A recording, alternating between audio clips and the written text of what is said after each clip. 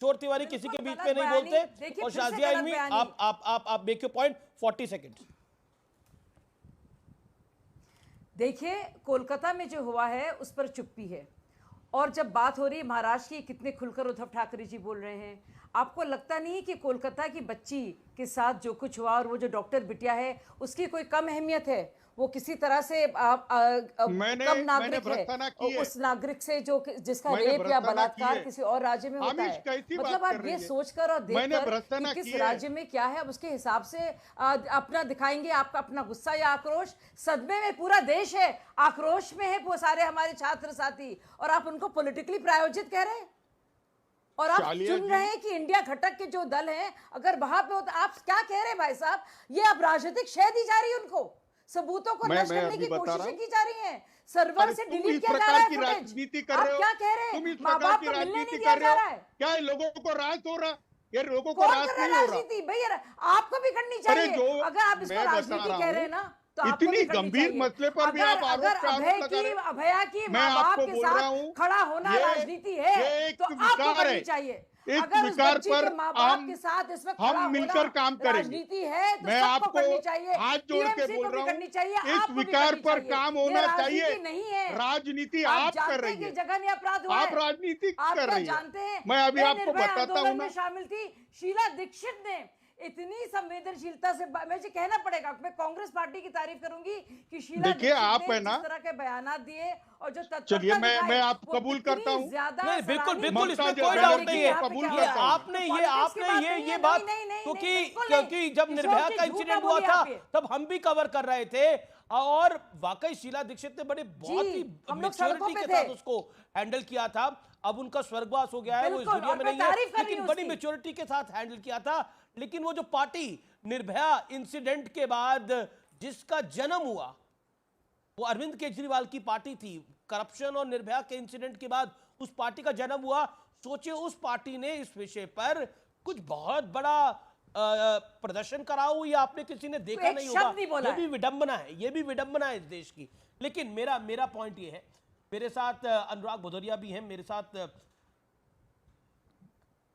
अनिर्बान बनर्जी साहब भी हैं, नेता है टीएमसी के। बनर्जी साहब, मैं आपसे एक प्रश्न पूछता हूं। यहां पर हमारे पैनल में कोई आपकी विरोधी पार्टी का हो सकता है, कोई आपकी पक्ष की पार्टी का हो सकता है, लेकिन लोकतंत्र की दुहाई पूरा इंडिया अलायंस देता है। लेकिन उदयन गुहा मंत्री है पश्चिम बंगाल के, वो कहते हैं कि जो लोग मुख्यमंत्री ममता बनर्जी पर उंगली उठा रहे हैं सोशल मीडिया पर, उनका इस्तीफा मांग रहे हैं। उन उंगलियों को पहचानना होगा, उन्हें तोड़ने का इंतजाम करना होगा। अब गलती से अगर इस पैनल में किसी ने ममता बनर्जी का इस्तीफा मांग लिया होगा तो उसकी उंगली आप लोग तोड़ेंगे?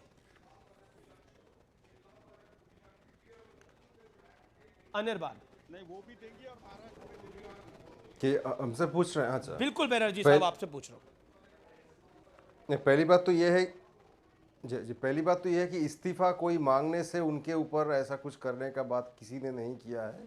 आपको ये भी जानना है कि ममता बनर्जी के विरोध राजनीतिक तौर से कोई भी कर सकते हैं, तो उनका अधिकार है।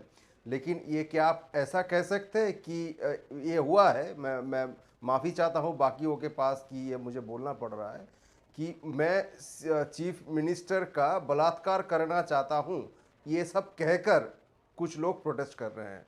क्या ये सुनकर कोई जो भी हो, वो टीएमसी का नेता हो या ना हो, किसी को ठीक लगेगा क्या? उसको गुस्सा नहीं आएगा क्या? ये सोशल मीडिया में ये है मैडम, ये है। और वो व्यक्ति वो है, अरे वो व्यक्ति ने कविता लिखकर, अरे भाई कविता लिखकर वो पोस्ट किए हैं। आप सुन लीजिए।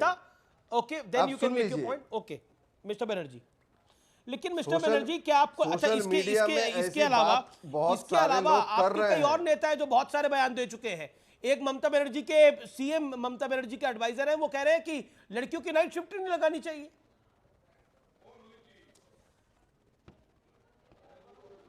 सॉरी, सुन नहीं पाए। सीएम के एडवाइजर हैं, ममता बनर्जी के एडवाइजर हैं, वो कहते हैं लड़कियों की नाइट शिफ्ट ही नहीं लगानी चाहिए। नहीं, ऐसी बात नहीं है। यहाँ सीआरसीएम खुद एक नारी है, वो सिंगल वुमन चीफ मिनिस्टर है पूरे देश में। तो उनको लेकर अगर कोई अनाप शनाप कहेगा तो जो नेता है टीएमसी के समर्थक है उनको गुस्सा भी आएगा। आप पॉलिटिकल और तौर से आप विरोध करते हैं, आप रेजिग्नेशन मांगो या कुछ और कहो, ये तो पॉलिटिकल फाइट है। जो बीजेपी सीपीआईएम जो भी है वो पॉलिटिकल कुछ मांग करेंगे, उसके ऊपर टीएमसी के नेता कुछ स्टेटमेंट करेंगे, ये पॉलिटिकल फाइट चलता रहेगा। लेकिन इस इशू को लेकर जिस तरह से गंदे आरोप भी लग रहे हैं, जो झूठे आरोप है वो ठीक नहीं है। बहुत सारे झूठे बयान पोस्टमार्टम रिपोर्ट को लेकर, पर्टिकुलरली पोस्टमार्टम रिपोर्ट किसी के पास नहीं था, पुलिस के पास था, डॉक्टर के पास था और फैमिली की जो थे उनके पास था, उसके अलावा किसी के पास नहीं था। फिर लेकिन एक बात बताइए, एक बात बताइए, ये उद्यन गुहा, वो लिखा है, ये कहकर झूठ कौन होते हैं उंगलियों को तोड़ने वाले? और इसके अलावा सीएम के एडवाइजर जो कि कह रहे थे लड़कियों को नाइट शिफ्ट में देना नहीं, मिलना नहीं चाहिए, वो कौन होते हैं? आप कह रहे हैं कि ममता बनर्जी की सरकार बहुत अच्छा काम कर रही है, लेकिन आज सुप्रीम कोर्ट क्या कह रहा है? नहीं, सुप्रीम कोर्ट क्या कह रहा है? आपने शायद पढ़ा नहीं होगा या देखा नहीं होगा। नाइट शिफ्ट सुप्रीम कोर्ट कह रहा है कि इस्तीफा देने के बाद प्रिंसिपल को दूसरे हॉस्पिटल में कैसे भेजा गया, ये सुप्रीम कोर्ट पूछ रहा है। और लड़की के साथ रेप के बाद, उसके अंतिम संस्कार के बाद भी 3 घंटे बाद पहली एफआईआर दर्ज हुई। क्यों नहीं हॉस्पिटल ने एफआईआर दर्ज कराई? मेडिकल कॉलेज ने क्यों एफआईआर दर्ज करानी पड़ी उनके पिता को? ये गंभीर सवाल है जी। एफआईआर दर्ज हुआ था। पहले जो होता है अननेचुरल डेथ कहकर एफआईआर दर्ज होता है। उसके बाद जब इंक्वेस्ट रिपोर्ट, मैजिस्ट्रेट वहां थे, वीडियो हुआ, फैमिली भी था, उसके बाद एफआईआर अननेचुरल डेथ से मर्डर और रेप का हो गया। जब तक फॉरेंसिक आपको नहीं कहेगा, मतलब सुप्रीम कोर्ट जो सवाल उठा रहा है वो जायज नहीं है। लेकिन बड़ी खबर आ रही है, सौरव गांगुली, क्रिकेटर सौरव गांगुली और उनकी पत्नी डोला गांगुली प्रदर्शन करेंगे, कोलकाता रेप पर प्रदर्शन करेंगे। डोना गांगुली और सौरव गांगुली दोनों साथ मिलकर प्रदर्शन करेंगे। डॉक्टर बेटी के साथ हुई बर्बरता के खिलाफ यह विरोध प्रदर्शन होगा। लेकिन क्या यह डिस्ट्रैक्शन होगा? क्योंकि कुछ नेताओं को डिस्ट्रैक्शन लग रहा है। मेरे साथ शुभराष्ट्रा है। शुभराष्ट्रा, इस विषय पर जब सवाल पूछा गया तो राहुल जी को डिस्ट्रैक्शन लगा, उन्हें बोला मुझे डिस्ट्रैक्ट करने का काम मत करिए आप।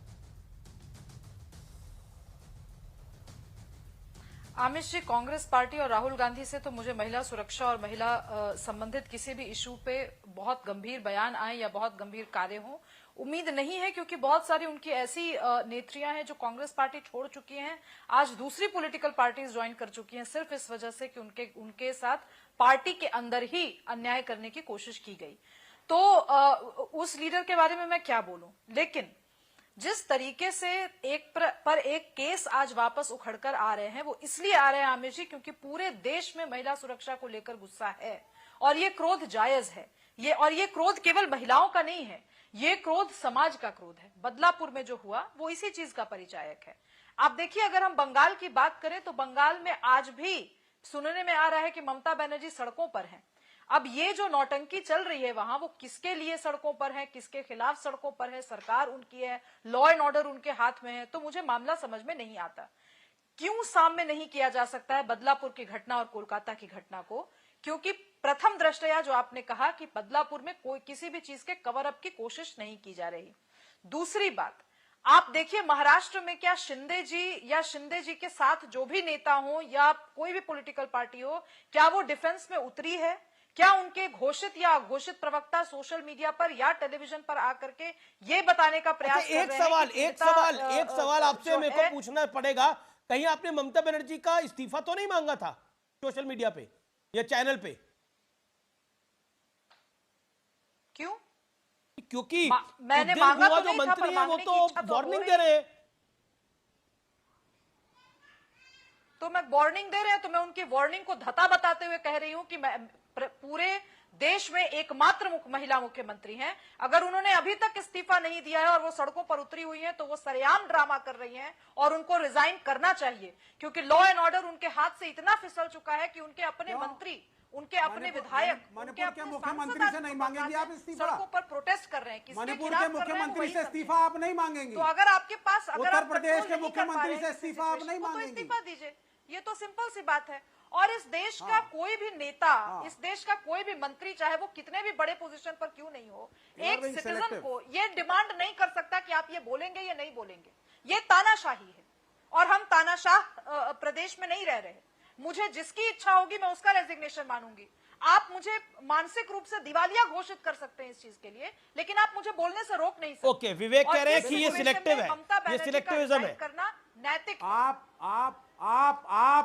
सुब्राष्ट्रा, with due respect to you and your feelings, आज आप बिल्कुल सिलेक्टिव बोल रही हैं। आपने अपने वक्तव्य की शुरुआत सही कही थी, लेकिन आप मुझे बताइए, बदलापुर में 13 घंटे बाद एफआईआर हुई है।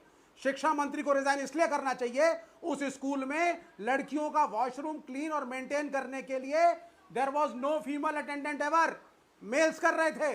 करना चाहिए शिक्षा मंत्री को रिजाइन की नहीं?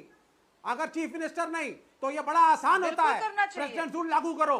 प्रेसिडेंट रूल यूपी में मत लागू करना, जहां 65,000 महिला उत्पीड़न के केस हैं। मणिपुर में नहीं मांगोगी तुम प्रेसिडेंट रूल, जहां प्रधानमंत्री बोले नहीं 2 महीने तक और कोर्ट ने जब फटकार मारी तब बोले।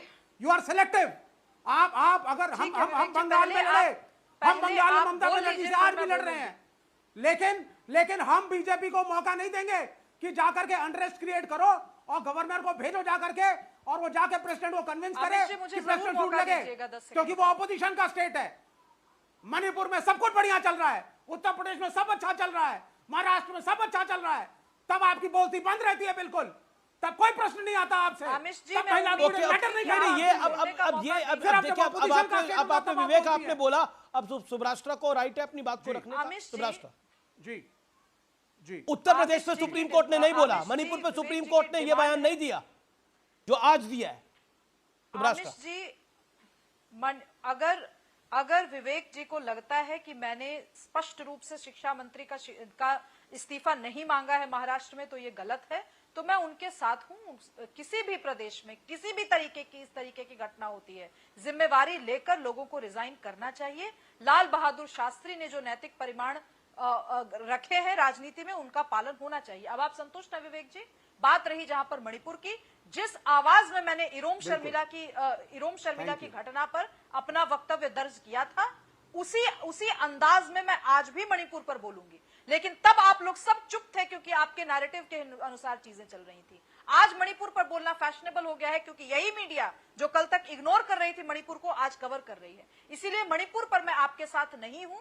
आप जिस तेवर में चाहेंगे उस तेवर में मैं बात नहीं करूंगी। मुझे जो नॉर्थ ईस्ट में करना है या जो मैंने अभी तक किया है वो सार्वजनिक जीवन में है, उसके बारे में आप भी वाकिफ हैं, देश की जनता भी वाकिफ है। मुझे प्रैक्टिकली जवाबदेही किसी नेता के प्रति नहीं बनती, लेकिन चूंकि मैं विचारों का सम्मान करती हूं, इसलिए सम्मान कहते हुए इस देश में कभी भी कोई भी दुर्घटना होती है लॉ एंड ऑर्डर से रिलेटेड, तो लोगों को, नेताओं को सामने आकर, स्पेशली मंत्रियों को सामने आकर इस्तीफा जरूर देना चाहिए और कड़े से